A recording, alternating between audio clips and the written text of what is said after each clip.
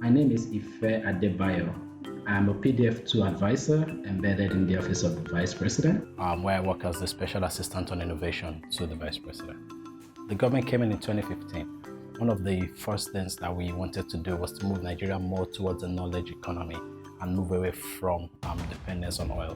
It was to improve coordination, to bring policymakers together, to galvanize actors within the government around goals, economic goals that the administration had set out to achieve.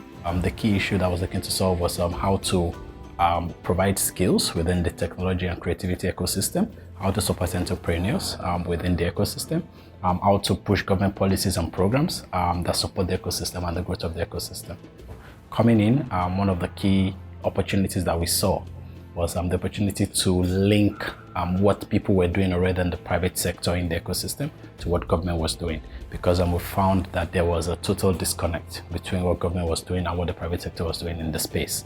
Secondly, we were able to look at how we can bring attention to the ecosystem.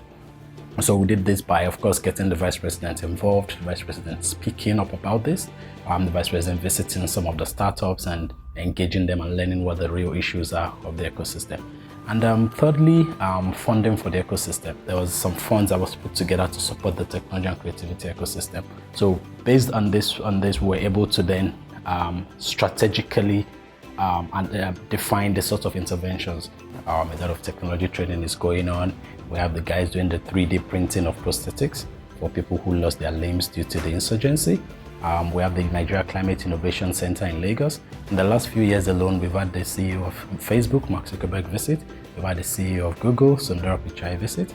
The VP himself was at Silicon Valley pitching to investors. PDF2's role was very key. For example, the innovation mapping and the strategic framework for job creation that PDF2 funded at the beginning of the administration. There were a lot of PDF2 activities like the anecdote circles that brought together a lot of EAs. It was an opportunity for us to engage with other executive assistants and see what was happening in other places, and we were able to collaborate. The beneficiaries in this situation would be the Office of the Vice President, the Deputy Chief of Staff.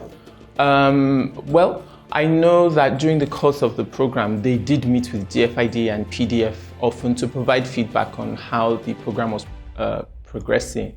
So I think at various intervals throughout the program, they did that. They engaged with DFID, PDF, and then third-party contractors. I think that DFID engaged to do monitoring, evaluation, etc. It was something that we're really proud of, and we feel it's just one out of many solutions and many ways we can interact with the community and shine the light on challenges and then have homegrown solutions to these challenges. So going through our program, her first order before she even finished the bootcamp was from the Borno State governor that ordered 10,000 dignity kits to distribute to women returning back to Bama community there in Borno State.